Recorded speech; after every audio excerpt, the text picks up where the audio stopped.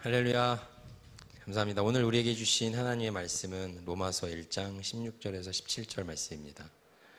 로마서 1장 16절에서 17절 말씀입니다. 로마서 1장 16절에서 17절 말씀. 우리 두 절이니까 우리 청년들 다 함께 한 목소리로 하나님의 말씀 봉독하도록 하겠습니다. 자, 시작. 내가 복음을 부끄러워하지 아니하노니 모든 주시는 하나님의 능력이 됨이라. 먼저는 유대인에게요 그리고 헬라인에게로다. 복음에는 하나님의 의가 나타나서 믿음으로 믿음에 이르게 하나니 기록된 바 오직 의인은 믿음으로 말미암아 살리라 함과 같으니라. 아멘. 이것은 하나님의 말씀입니다. 복음 1 부제가 있습니다. 부끄러워하지라는 제목 부제가 있습니다. 오늘 말씀 제목은 로마서 1장 16절에 17절 말씀. 로마서 굉장히 중요한 책이고요, 성경이고요. 복음의 정수가 담겨 있는, 또 교리적으로 우리 또 신앙적으로 굉장히 우리가 잘 배우고 잘 알아야 되는 내용들이 아주 함축되어서 요약되어서 너무 한 구절도 버릴 구절 없이 정말 필요하고 의미 있는 책이 로마서입니다. 로마서에서 한 구절을 좀 외우면 좋겠다, 암송을 좀 하면 좋겠다 라는 구절 하나 꼽아달라고 하면 이 구절을 아마 뽑을 겁니다. 많은 분들이. 로마서 1장 16절 17절 말씀. 내가 복음을 부끄러워하지 아니하노니 이 복음은 모두 믿는 자의 구원을 주신 하나님 능력이 됨이라. 먼저는 유대인에게 그리고 헬라인에게로다. 복음에 하나님의 나타나서 믿음에서 믿음에 이르게 하나니 기록된 바 오직 의인이 믿음을 말미암아 같으니라. 몇 개 외우지 못하는 구절 중에 하나예요. 창세기 1장 1절 말고 최초에 하나님이 천지를 창조하시는 외에 요거 하나에 지금 굉장히 중요한 구절입니다. 앞으로 한 4주 정도 이 복음 1, 2, 3, 4 첫 번째 부끄러워하지라는 부제를 갖고 말씀을 나눌 텐데, 여러분 4주 지났을 때 요 구절 정도는 좀 암송을 좀 할 수 있는, 마지막 주에 나와서 한번 암송대 한번 할까요? 누가 잘 외우나? 농담이고요. 또 마지막 주 또 안 온다, 또 네 번째 주에. 그래서 이 구절 정도는 좀 이렇게 암송을 하고 새길 수 있는 그러나 놀라운 하나님의 역사가 나타나기 소망합니다. 복음을 부끄러워하지 않는다. 부끄러움을 느껴본 적이 여러분 있습니까? 부끄러움. 어떤 상황에서 우리는 부끄럽다고 생각을 많이 합니까? 로마서는 신약에 있는데, 신약에 무슨 책 다음에 있습니까? 사도행전 다음에 있죠? 여기 이 정도 알죠? 여러분 갑자기 불안해지는데 알고 있죠? 자, 여러분 느헤미야는 구약이에요, 신약이에요?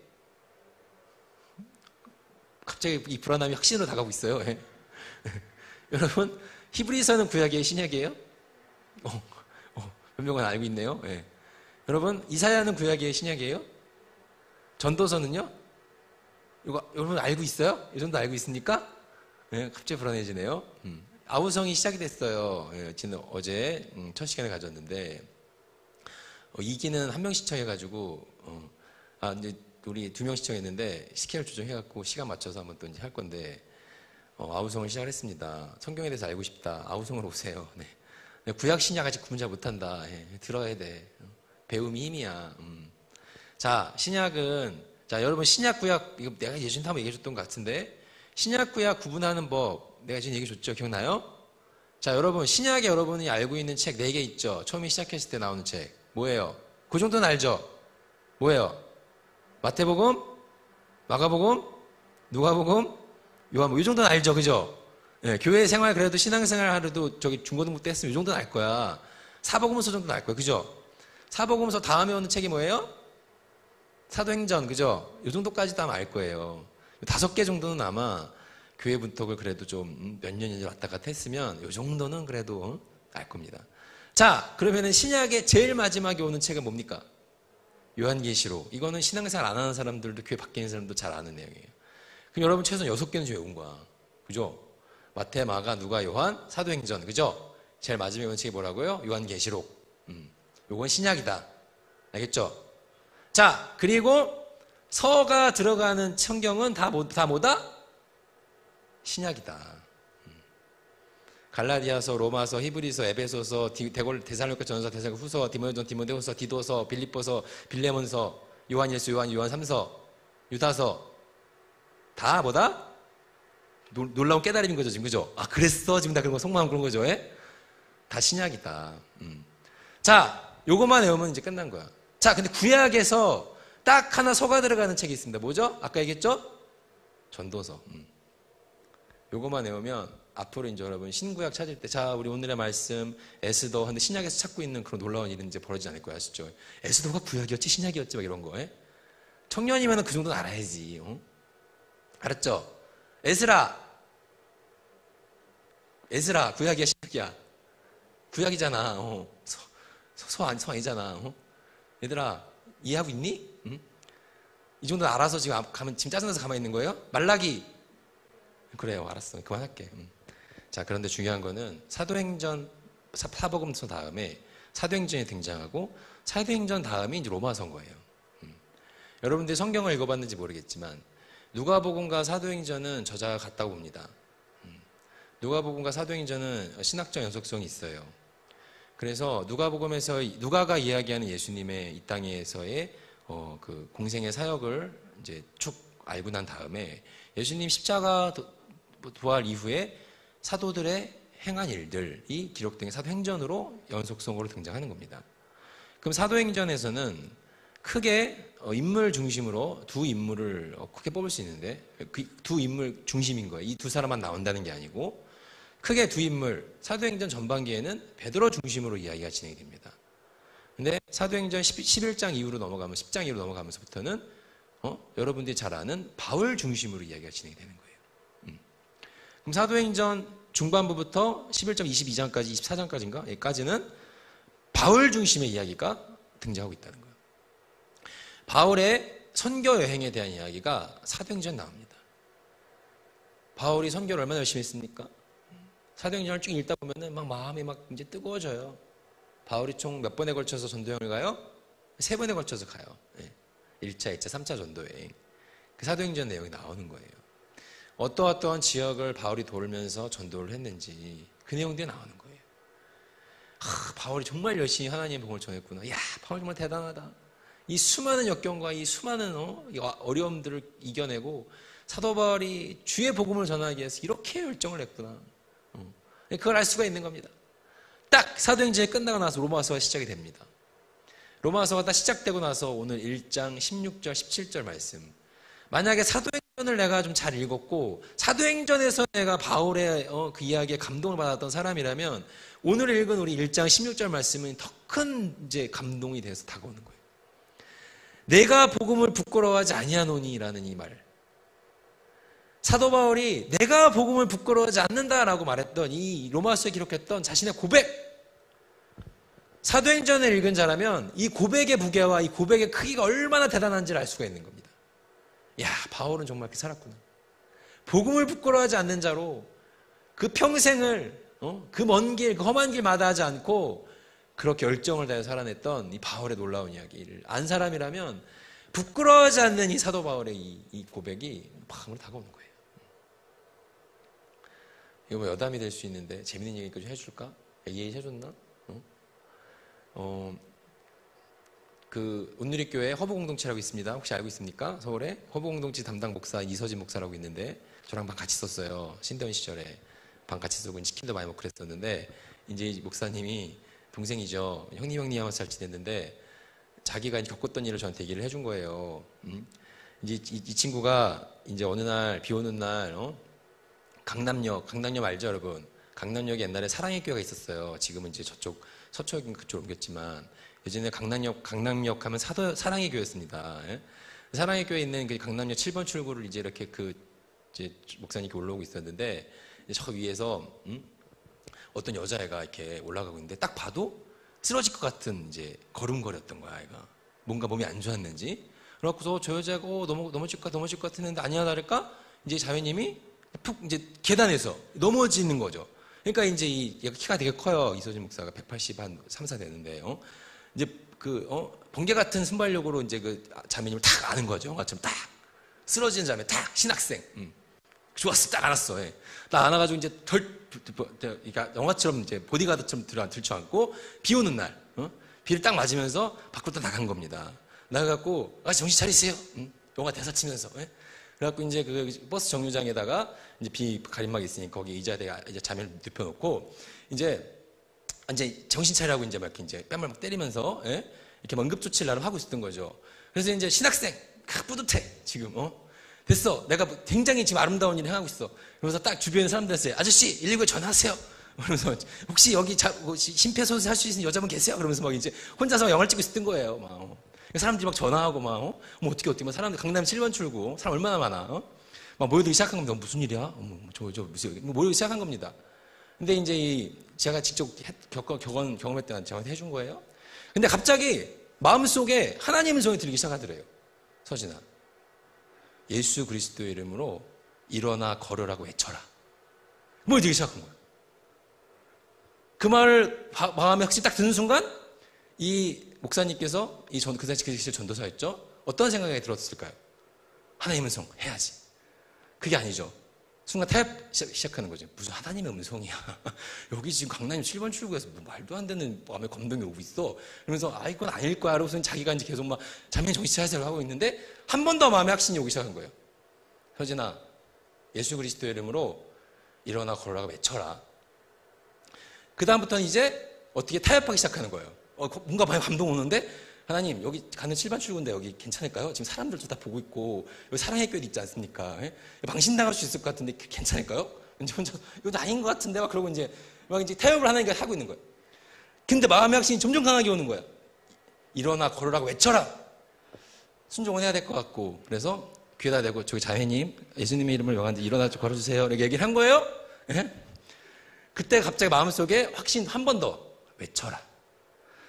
도저히 못하겠습니다. 이거는 여기서는 강남 7번 출구잖아요. 저 신학생이고 저 아시죠? 미래가 창창한 전도사인데 여기서 괜히 이단을 찍힐 수도 있고요. 하나님 그건 좀 아닌 것 같아요. 라고 하면서 이제 어떻게 해야 되지 막 갈등을 막 하고 있는 그때에 구급차가 도착을 한 겁니다. 구급차가 도착을 해서 이제 자면 이 여자를 이제 이렇게 그 소방관들이 와서 응급조치를 막 하고 이제 그때 마침 순간적으로 자기가 타야 될 버스가 딱 도착을 해서 쫓기듯이 이제 차로 이제 버스로 이제 도망을 간 겁니다. 이 전도사가. 근데 이제 그 뒤에서 박수 소리가 들리기 시작한 거예요. 저 사람 누구야? 너무 멋있다. 박수를 막 치면서, 야, 요즘에 저런 청년이 있었는데, 막 그러면서 막 사람들이 박수를 치고, 이렇게 이제 자기는 멋있게 딱 퇴장을 하고, 버스를 딱 타고 앉은 그 순간, 마음속에 어떤 마음이 들었냐면, 하나님 앞에 너무 죄송한 거예요. 자신의 모습이 너무 부끄러웠던 거예요. 내가 사람들한테 박수받고, 사람들한테 내가 칭찬받고, 멋있는 청년, 대단한 청년이라고 내가 높임을 받았는데, 그 순간 하나님 말씀에 순종하지 못한 자기 자신이 너무 한심스럽고 너무 내가 죄책감을 느끼고 너무 정말 창피하고 그래서 눈물이 막 펑펑 쏟아지기 시작했다. 그래서 하나님한테 회개를 했대요. 하나님 죄송합니다. 제 사람들한테 칭찬받는 게 뭐가 중요합니까? 하나님의 성에 순종하지 못한 제가 너무 부끄럽습니다. 라고 얘기를 하면서 회개 기도를 했다죠. 그때 하나님께서 그런 마음을 주셨대요. 이후에는 네가 할 거다. 그리고 나서 어느 날 지하철 타고 가는데 사도행전을 열심히 시작한 거예요. 사도행전. 이제 이 친구 온누리교회 3번 여러분 서울 3번 지하철 3호선 타고 갑니다.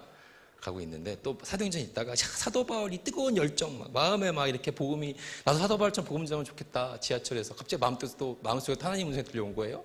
서진아 여기서 한번 해볼래? 하나님 이건 좀 또 타협하기 시작하다가 하나님께서 강한 마음을 주시길래 아닙니다. 나는 제가 오늘 해보겠습니다. 그리고 자리에서 일어나서 지하철에서 복음을 전하기 시작했답니다. 저기 죄송한데 제가 오늘 좀 여러분 혹시 듣기 싫어하는 말일 수도 있는데 이야기를 좀 하나 할까 하는데 여러분 괜찮으십니까? 근데 몇몇 사람들이 너무 좋아하더라는 거예요. 막 너무 좋아하더라는 거예요. 리액션이 오니까 거기에서 이제 복음을 전했답니다. 하나님 이야기를 좀 하겠습니다 하면서 그래서 사람들이 너무 막 좋아하더래. 그래갖고 됐다. 하나님께서 나에게 힘을 주셔서 내가 복음을 전하는 귀한 도구로 쓰임받았구나. 그러나서 이제 온누리교회는 양재역이 있습니다. 양재역. 서울에 가면 양재역. 서빙고 햇배가 양재역이 있습니다. 양재역에서 딱 내리려고 하는데 너무 좋아하던 그 여자 청년들과 남자 청년들이 같이 내리더라는 거죠. 이렇게. 그래서 교회로 같이 가더라는 거죠. 이렇게요. 우리 교회 교인들이었구나. 했던. 이 부끄러워하지라는 내용 속에서, 근데 그 목사님께서 전도사 시절에 강남역 7번 출구에서 부끄러워해서 하나님의 말씀을 제대로 전하지 못했던, 이 복음 앞에 부끄러워했던 자신의 모습을 보면서 회개했던 그 이야기가 떠오르는 겁니다. 여러분은 복음을 부끄러워합니까? 아니면 복음 앞에 당당합니까? 우리가 부끄러워하는 이유는 뭐예요? 여러분, 예전에 이명박 대통령 그런 얘기 했다죠. 풀빵 장사할 때 큰 모자 눌러 쓰고 장사했다고. 얼굴 알아보는 게 싫어서. 왜요? 부끄러워가지고. 여러분이 도서관에 공부를 하러 가요. 열심히 막 자전거 타고 가고 있어요. 친구를 만났어요. 어디가? 공부하러 가. 당당하게 말할 수 있지 않습니까? 부끄러워하지 않아요? 그런데 어색하게 사실은 뭐 요즘에 청소년들 중에서 일진들 막 술 담배 피고 막 이렇게 막 막장으로 가는 청소년들, 걔들한테는 담배 피고 술 마시는 일이 부끄러운 일일까요? 그렇지 않을걸요? 걔들한테는 오히려 공부하러 가는 일이 부끄러운 일일걸요? 자기들끼리 하나도 안 부끄러울걸요? 오히려 걔가 가방 메고 도서관 가는데 자기랑 같이 술 먹고 담배 피던 친구가 야 너 어디가? 그러면 창피해갖고 그냥 막 창피하게 감추는 그런 일을 벌이지 않겠습니까? 부끄러움을 느끼는 이유는 간단합니다. 내 안에 그 일에 대한 확신과 그 일에 대한 뭔가 분명한 신념이 없을 때 우리는 부끄러움을 느끼는 거예요. 내가 왜 해야 되는지 모를 때 우리는 부끄러운 마음을 품는 겁니다. 바울은 복음을 부끄러워하지 않는 사람이었습니다. 그렇게 바울은 복음 앞에 자신의 인생을 던졌던 대단한 사도였지 않습니까? 여러분들이 부끄러워한 일은 뭡니까? 여러분들은 어떤 일이 부끄러워요? 복음은 결코 우리가 부끄러워할 일이 아니에요. 그럼 우리가 복음이 뭔지를 알아야 돼. 복음이 뭡니까, 여러분? 복음 굿 뉴스잖아요. 좋은 소식이라고 우리 알고 있잖아요. 어떤 좋은 소식인 거예요? 알고 있어요? 교리적으로는 알고 있을 수 있어요. 복음이라는 것은 우리 죄로부터 우리를 구원해 주신 예수 그리스도의 십자가 공로로 죄에 빠져 죽을 수밖에 없는 우리들의 삶을, 우리들의 영혼을 예수님께서 이 땅에 오셔서 십자가에 대신 달리셔서 우리들을 죄를 대신해서 다시 살아나셔서 부활로 인해서 우리들이 참 자유함을 얻었고 천국을 유업으로 받았고 영생을 소망으로 받았고, 교리적으로 복음에 대해서 여러분 알 수 있습니다. 근데 여러분, 교리적으로 이해하고 우리가 그렇게 알고 있는 것에 대한 복음, 그것이 끝입니까? 그게 전부예요? 이 시대에, 그러면은 지금 2021년을 살아가는 지금 이 땅 가운데에, 그렇다면 우리가 교리적으로 알고 있는 이 복음에 대한 의미는 과연 우리 이 세상 사람들한테 어떠한 가치로 다가갈 수가 있습니까? 좋은 소식이 될 수 있습니까? 그렇게 생각합니까? 여러분, 복음의 정신을 잘 이해를 해야 됩니다. 교리적으로 하는 것도 중요해요. 그렇지만 그 속에 담겨있는 예수님의 정신, 하나님의 마음을 우리가 읽는 것이 중요합니다. 뭐가 좋은 소식인 거예요? 그게 왜 좋은 소식인 겁니까? 왜? 그 시절 사람들한테는 그게 중요한 문제였거든. 인간의 죄라는 거에 대해서 이 죄의 굴레 속에서 참 해방과 참 자유함을 느끼고 살지 못하고 있던 고대 근동지방 이스라엘 사람들한테는 그 문제를 영원히 해결해주는 존재가 나타났다는 것이 그만큼 중요한 문제였거든. 대단히 큰 이슈였습니다. 매주마다 번제 바치고 소제 바치고 제사를 통해서 나의 죄를 씻고 율법적으로 그렇게 나에게 죄를 씻는 행위들을 그들이 일상 가운데서 늘 반복하며 살아와야 됐던, 십계명이라는 굴레에 갇혀 안식이라는 굴레에 갇혀, 지난주에 얘기했죠. 안식일에도 참 자유를 누리지 못하고 정말로 안식일을 위해서 사람이 안식일을 위해서 있는 거예요. 안식 사람을 위해서 있는 것에도 불구하고 그렇게 살아야만 했던 이스라엘 사람들한테 이 문제에 대한 완전한 해결과 완전을 이루셨다는 소식은 너무나도 기쁜 소식이, 너무나도 완전한 소식이었어요. 이 시대의 그럼 기쁜 소식은 뭡니까? 복음의 역할은 뭡니까? 여러분들 흔히들 예수 그리스도를 믿는 믿음, 복음, 이거를 우리가 부끄럽게 여기는 이유 중에 하나는 그런 것 여러 가지 있을 수 있어요. 기독교가 세상에 별로 기여한 바가 없다. 교회는 이제 요즘에 워낙에 세상 속에서 비판의 대상이고, 사람들이 교회 손가락질 하는 게 너무 많고, 내가 믿는 사람으로 교회를 봐도 교회 안에서 정말로 그게 올바른 교회의 모습인가 질문드는 순간도 많고, 그렇게 생각하다 보니까 내 스스로도 그거에 대한 확신이 없어지는 거예요. 근데 과연 그렇습니까? 기독교가 인류 역사에 기여한 바가 뭡니까? 그런 말 많이 듣죠. 야, 교회 다닐 때 사람 보고 다니지 말고 하나님 보고 다녀. 그 말은 뭐예요? 사람에게 소망이 없다는 말입니까? 하나님이 중요하다는 말일 수도 있죠. 보세요, 어떻습니까? 두 마음을 품은 거예요. 그거는 사실 그렇게 교회를 비판하는 건 누워서 침 뱉기 하는 거예요.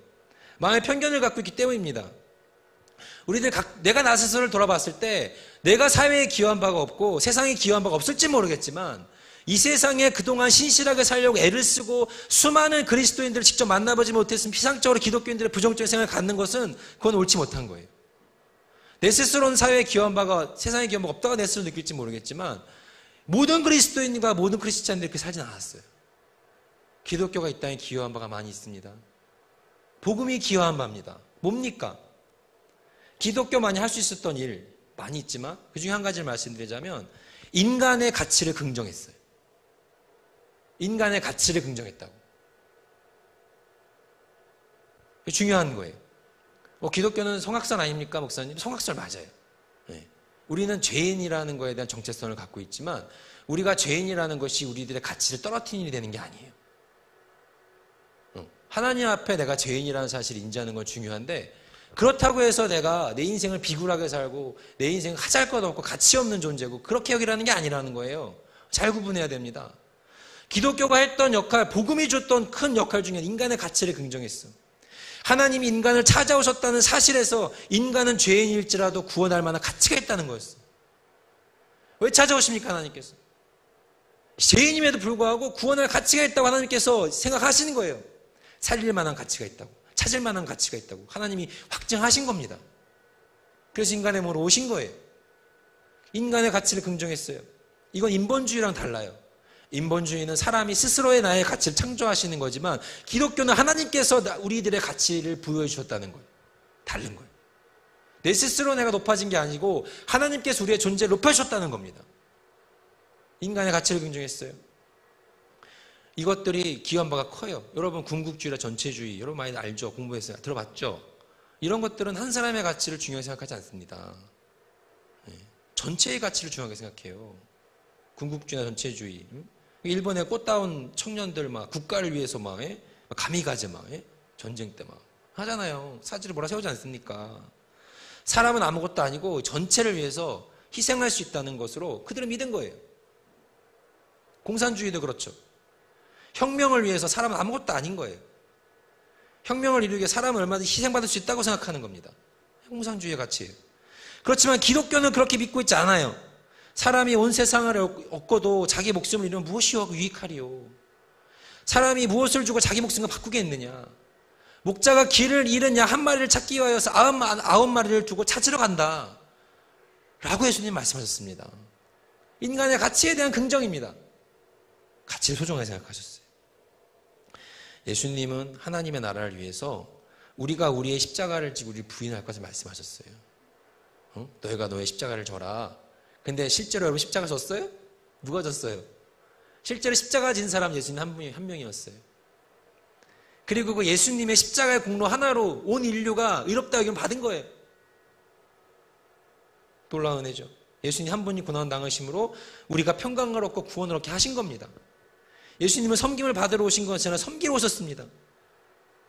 이러한 근본 사상이 기독교가 전파되는 곳마다 인간을 귀중하게 여기는 삶이 사상들이 발달할 수 있었던 거예요.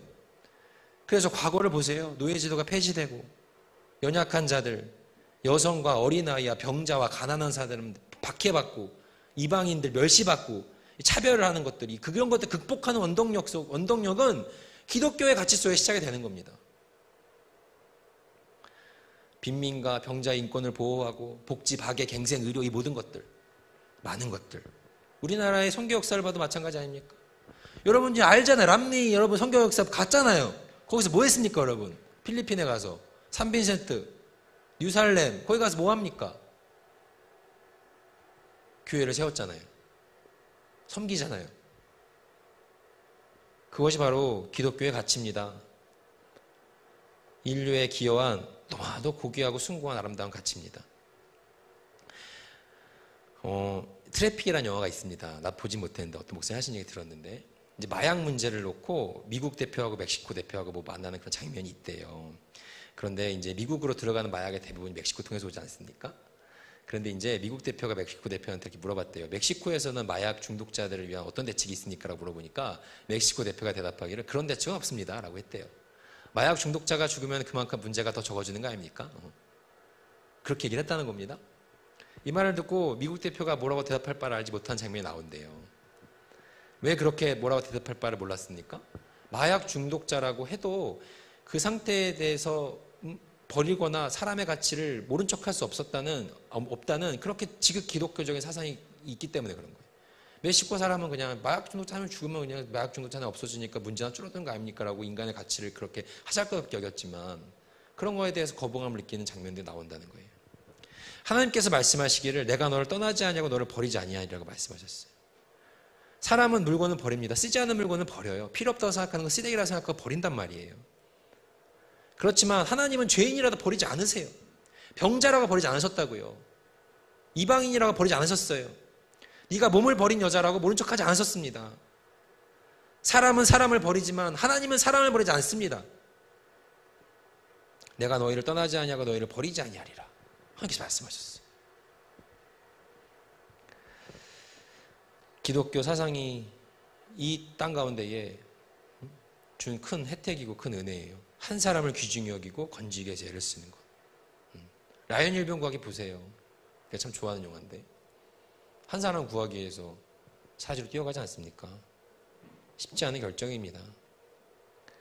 두 번째로 여러분 기독교가 이 땅에 기여한 중요한 이유 중에 하나는 존재의 가치를 긍정했어요. 존재의 가치.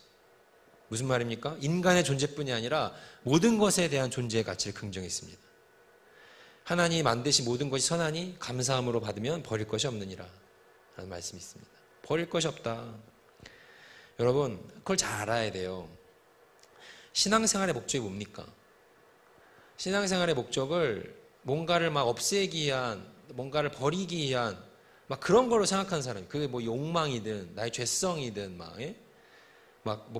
고뇌든 번민이든 막 그런 것들을 부인하고 지우기 위한 것이 신앙의 목적이 아닙니다. 기독교의 신앙생활의 목적은 그런 게 아니에요. 됩니까 그게? 해봤어요? 해본 청년들은 알 거야. 되디? 매 순간 내 머릿속을 지배하고 있는 죄성, 더러운 생각들 버리려고 하니까 버려져? 안 버려지잖아. 그런 거 버리고 싶으면은 저 불교로 가세요. 가서 참선하세요. 예? 도의 길로 들어서세요. 신앙생활의 목적은 그런 게 아니에요. 보세요. 기독교 신앙은 창조적이고 진취적이고 진보적인 사상을 가능하게 합니다. 우리가 우리의 힘으로 뭔가를 할 수 있는 것이 아니야. 더 좋은 것으로 나를 채우기 위함이 신앙의 생활의 목적인 겁니다. 하나님께서 우리의 가치를 아름답게 만드셨고 소중하다 하시고 그런 것들을 통해서 나의 죄성들을 좀 더 주님 앞에 내어 맡기면서 그게 버리려고 해서 버려지는 게 아니야. 더 좋은 것들로 채워가기 위함이 신앙생활의 목적입니다. 나의 온 것은 너희로 생명을 얻되 더 풍성히 얻게 하기 위함이라. 가나안 혼인잔치 비유해서 이렇게 말씀이셨죠. 하나님께서는 어두운 상태에서 빛이 있으라고 말씀하셨습니다. 가나안 혼인잔치 비유에서 포도주가 떨어졌을 때 포도주 없으니까 물 마셔라 하지 않고 새 포도주를 만들어 주셨습니다. 하나님은 그렇게 당신의 형상대로 우리를 창조하셨는데 인간의 존재, 하나님한테 피조물이 모든 존재가 귀중하다고 그것을 우리에게 알려주셨어요. 사랑하는 청년 여러분, 우리가 이 복음의 가치를 알아야 돼. 예수님 말씀에 그런 말씀이 있지 않습니까? 천국은 누룩을 넣는 것 같아서 누룩을 반죽에 넣으면 전체를 부풀린다. 천국은 겨자씨 같아서 그 씨를 심으면은 딱 나무가 커져갖고 많은 사람들한테 실 수가 있는 거야. 예수님께서 그런 말씀을 하셨어. 왜 이 세대에 기독교가 비판받아야 합니까? 기독교인들은 자신의 역할과 자신의 믿음에 대한 자존감을 되찾아야 합니다. 기독교 신앙은 그런 거예요. 예수님께서 인류에게 주신 사랑은 한이 없습니다. 사랑을 한번 묵상하면 생각을 해보세요. 한이 없는 사랑과 은총을 베푸셨습니다. 우리가 그걸 경험한 자예요. 경험한 자이기 때문에 그거 전할 의무가 있는 겁니다. 사명감이 있는 겁니다. 기독교는 약한 종교가 아니에요. 부끄러워할 종교가 아닙니다. 왜 우리는 교회를 부끄러워합니까? 복음에 대한 확신이 없기 때문 아닙니까? 나를 살리신, 이 세상을 살리신 복음의 가치에 대한 신념이 없기 때문 아닙니까? 사도 바울은 복음을 부끄러워하지 않는 자였습니다. 이 시대에 우리가 알아야 될 좋은 소식은 뭡니까? 우리를 사랑하신, 우리가 참 자유함을 원하셨던 복음의 정신은 그런 거예요. 이스라엘 사람들한테는 율법에 갇혀있는 죄의 문제가 중요했고 우리들한테도 죄의 문제가 중요하죠. 단지 죄의 문제를 해결해 주신 것, 그것도 물론 중요한 사실입니다. 우리에게 영생을 허락하신 것, 복음의 중요한 의미예요. 그것을 넘어선 세상 속에서의 복음이 주는 기쁜 소식이 뭡니까? 인간의 가치를 긍정하고 존재의 가치를 긍정하는, 하나님께서 우리를 사랑하셨다는 그 사실, 인간을 향한 하나님의 그 놀라운 은혜, 인간을 사랑하셨던 하나님의 그 놀라운 섬김, 그런 것들이 참 자유함을 주는 겁니다. 그것이 바로 복음의 능력입니다. 뭔가를 안 하고 율법적으로 갇히는 거야. 그러니까는 주일마다 안 하려고 그러고 뭐 돈 쓰지 말라 그러고 하지 말라는 게 왜 이렇게 많아? 왜 이렇게 하지 말라는 게 많아? 하지 말라는 거 안 하면 참 자유함이 옵니까? 굴레 속으로 들어가기만 하지. 복음의 능력을 믿으세요. 하나님의 능력은 그렇게 가볍지 않습니다. 그 믿음을 믿는 자로, 그 힘을 믿는 자로 그걸 받아들이고 세상 속으로 나아가는 거야. 내가 복음을 부끄러워하지 아니하노니 이 복음은 모든 믿는 자에게 구원을 주시는 하나님의 능력이 됨이라. 복음은 그런 겁니다. 복음 자체에 큰 능력이 있어요. 인간의 가치를 긍정하셨고 존재의 가치를 긍정하셨던 복음의 능력. 여러분이 복음이 여러분 앞에 놓여 있습니다.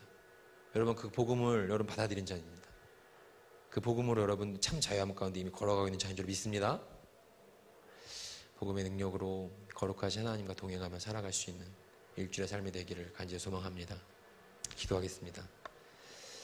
하나님 감사합니다.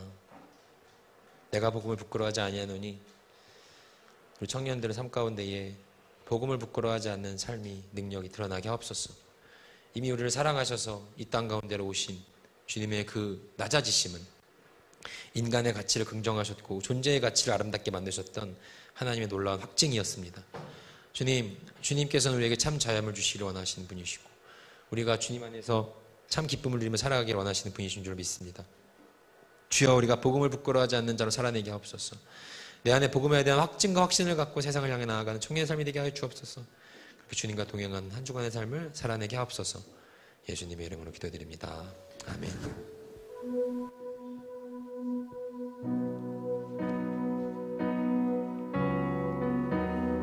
찬양하겠습니다.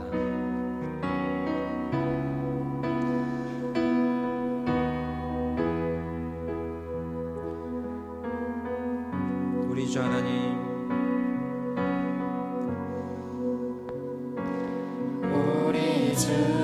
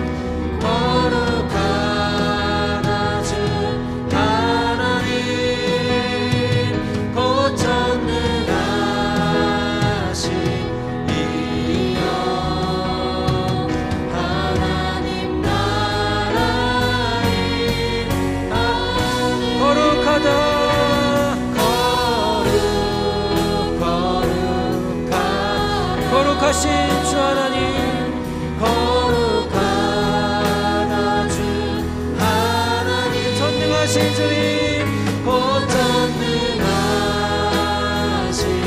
이여 하나님 나라. 한 번 더 배워가겠습니다. 거룩하다 주님,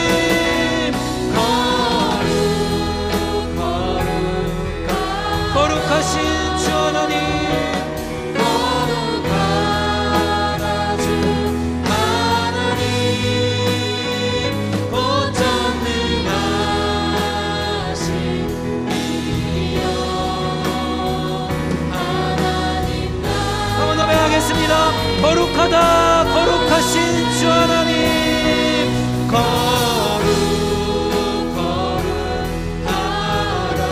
거룩하신 주 하나님, 거룩하다 주 하나님, 전능하신 이여 곧 전능하신 이 하나님 나라 이 땅에 임합니다. 하나님 나라에 아멘.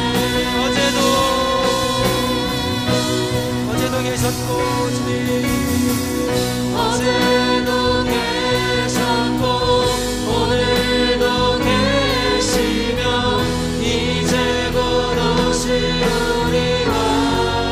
주님 어제도 계셨던 주님, 어제도 계셨고 오늘도 계시며 이제 곧 오실 우리와. 주님 어제도 계셨던 주님, 어제도 오늘도 계시며 이제 곧 임할 줄 믿습니다. 이제 곧 오실 우리와. 주님 어제도 계셨고 오늘도 계시며 이제 곧 오실 우리와.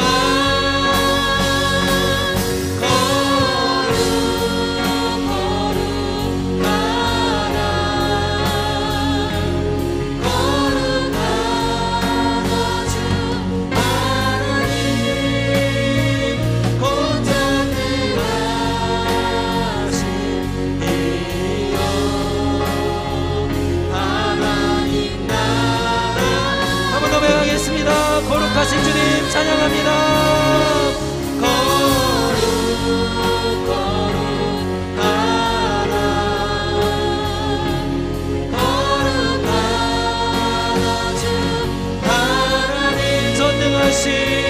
곧 전능하신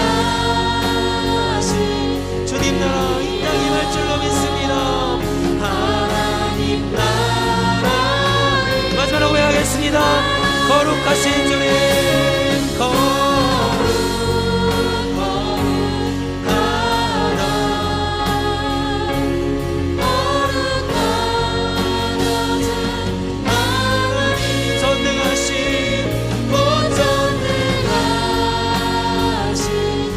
가운데에 주님 나라 임하시옵소서. 하나님 나라에 아멘.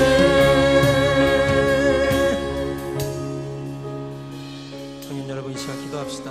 하며 나아갈 때에 주님 복음의 능력으로 살아내게 없소서. 나의 가치를 긍정하셨고 나의 가치를 아름답게 만드셨고 나의 가치를 사랑하셨던 주님, 죄인이고 죽을 수밖에 없었던 우리 인생 가운데에 모른 척해도 아무 문제 없을 것 같은 우리 인간의 하찮거든 존재 가운데에 주님께서 이 땅에 오심으로 주님이 우리 가치를 확증하셨고 복음의 가치를 아름답게 만드셨던 주님, 하나님 우리가 복음의 능력으로 살아내게 없소서. 세상 가운데 부끄러워하지 않는 자로 살아갈 수 있는 청년들 될 수 있도록 나의 삶이 될 수 있도록 주여 인도하여 주시옵소서라고 거룩하신 주 하나님 동행하여 주옵소서. 하나님 나라 이루어갈 수 있는 소중한 일꾼 될 수 있는 우리 삶이 될 수 있게 하여 주옵소서라고 간절한 마음 담아 이 시간 주님이라 감독해 부르시고 기도하며 나가도록 하겠습니다. 주님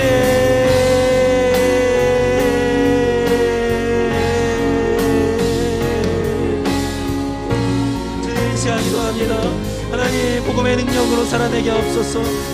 죽을 수밖에 없었던, 하잘 것 없었던, 아무 가치 없었던 우리 인간의 인생 속에 주님께서 사랑을 부어주셨고 가치를 드러내주셨고 아름답게 만드셨던 복음의 능력, 잠자함을 주시고자 하셨던 우리의 인간의 가치를 아름답게 만드셨던 주여 복음의 능력을 저희가 마음속 깊이 되새기며 살아갈 수 있게 하옵소서. 주님께서 부어주신 능력입니다. 우리들 스스로 만든 것이 아닙니다. 원초의 주의 권능과 주의 강력하신 주권하심 속에서 우리들을 아름답게 만드셨던 주님, 주인된 우리를 주의 나라 백성 삼아주신 주님, 주여 이 가치 가운데에 부끄러워하지 않는 자로 살아내게 하옵소서. 세상 가운데 섬기는 자로서 나아갈 수 있게 하옵소서. 복음의 능력, 복음의 가치로 세상 가운데로 나아갈 수 있는 청년들의 삶이 될 수 있도록 주님 역사하여 주옵소서. 주님 붙들어 주옵소서.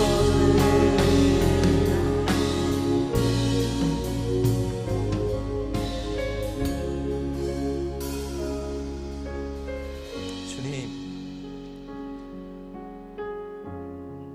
내 안에 있는 나의 죄 많은 생각들, 더러운 욕심들을 들여다볼 때 참 나의 가치는 하잘 것 없다는 생각할 때가 많습니다. 너무나도 떨어지지 않는 죄성, 벗어날 수 없는 죄의 굴레, 하나님 앞에 너무나 부끄럽고 부족한 나의 모습 볼 때가 많지만, 그렇지만 주님께서 이러한 더러운 인간들 가운데 찾아오셨고 이러한 볼 것 없는 우리들 삶 가운데 오셔서 우리들의 가치를 아름답게 하시는 줄로 믿습니다. 십자가에 달리심으로 우리들의 가치를 빛나게 만들어주시는 줄로 믿습니다. 우리에게 참 자유함을 주시곤 하셨던 그 기쁜 소식, 주님 그 복음의 능력으로 우리가 이 땅을 살아가고 있습니다. 청년들의 삶 가운데에 이것은 나의 능력으로 된 것이 아니요 오직 주의 권능과 주의 주권으로 된 것을 고백하게 하여 주시옵시고, 복음을 부끄러워하지 않는 자가 아니라 복음 앞에 당당하여 복음을 가진 자로서의 신념을 가진 자로 세상을 향해 나아갈 수 있는 청년들의 삶이 될 수 있도록 인도하여 주시옵소서. 나를 아름답게 만드셨던 주의 가치를 마음에 품어 세상을 아름답게 만들어가 세상 가운데 하나님 나라를 전하고 소망하는 청년의 인생이 될 수 있도록 주여 인도하여 주시옵소서. 우리들 가운데에 나를 소중하게 여기셨던 인간의 가치, 존재의 가치를 긍정하게 만드셨던 복음의 능력을 드러내는 청년의 삶이 될 수 있도록 주여 인도하여 주시옵소서. 거룩하신 주 하나님, 전능하신 하나님께서 우리 잠깐 동행하시어 주님과 동행함으로 주님과 함께함으로 하나님 나라가 이 땅 가운데 우리 공동체 가운데 세상 가운데 임하기를 비전을 품고 나아가는 청년의 삶이 될 수 있도록 주여 인도하여 주옵소서.